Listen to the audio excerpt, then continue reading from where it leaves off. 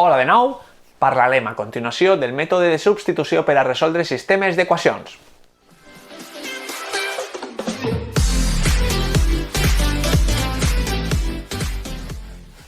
Doncs, partint del problema que vam estar explicant a l'últim vídeo, una forma molt intuitiva de resoldre seria aplicant el mètode que s'anomena de substitució, però ja veureu que és prou intuitiu.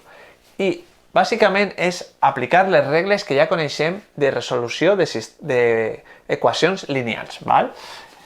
Mireu, si jo així me resulta ben senzill trobar que x ha de ser igual a 31 menys y. I el que he fet ha sigut aïllar la x com he agarrat la y que estava sumant i l'he passat al segon membre restant. Molt bé, fins ahí estareu d'acord amb mi? No n'hi ha cap problema, l'única cosa que he fet és reescriure aquesta equació de manera que la x és igual a algo. Molt bé, si jo sé que la x, la edat, en este cas de Marina, és 31 menys la edat d'Adrián, ara puc agarrar tot això, tot este bloc, d'acord? Tot este bloc que és exactament la edat, recordem, de Marina, i la puc substituir en esta següent, en esta altra equació, com 2 per la edat de Marina, que ara és exactament això. 31 menys y. Ha de ser igual, perdó, 2 per l'edat de Marina, d'acord?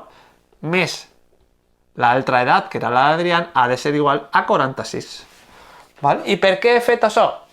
Per què he agarrat la x i l'he substituït per el que me diu la segona condició? Perquè ara esta equació s'ha convertit en una equació de primer grau i d'una única incògnita. És a dir, sé resoldre aquesta equació, perquè aquestes ja les sabem resoldre. L'únic canvi és que en lloc de treballar amb la lletra x, treballaré amb la lletra y.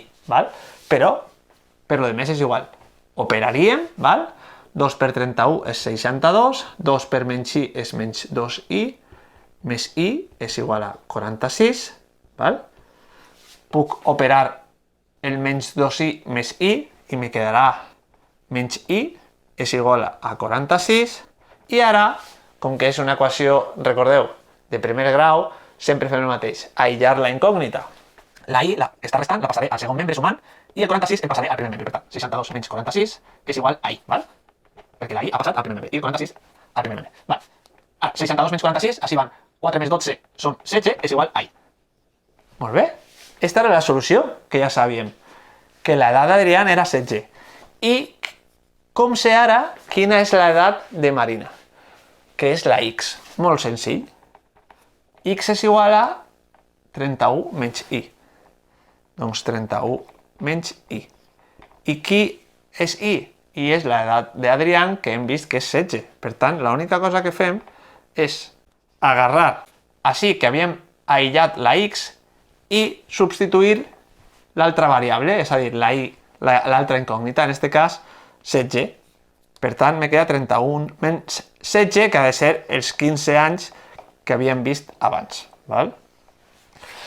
Doncs ja està. Aquest és el mètode de substitució. Primer, en una de les dues equacions trobem el valor, aïllem el valor d'una de les incògnites, i després, com que ja sabem que la x, això podria haver agarrat la y, me dona igual, això dona exactament igual. Vinc amb este valor i el substituïsc així, com que ja sé el que val x, de manera que me queda una equació que només depèn d'una incògnita. I com que és lineal, la sabem resoldre aplicant el mètode general de resolució d'equacions lineals, és a dir, aïllant la incògnita. En aquest cas, la incògnita és y. Així podria haver aïllat l'altra variable, podria haver fet este camí. Y és igual a 31 menys x. I haguera resolt i haguera plegat a que la x és el mateix. Haguera plegat al mateix punt. L'equació haguera quedat només depenent, en aquest cas, de la x, perquè haguera substituït així la y, i s'haguera resolt exactament igual. Molt bé, espero que hagi quedat clar. Si teniu algun dubte, m'ho fico al comentari. Hala, adeu!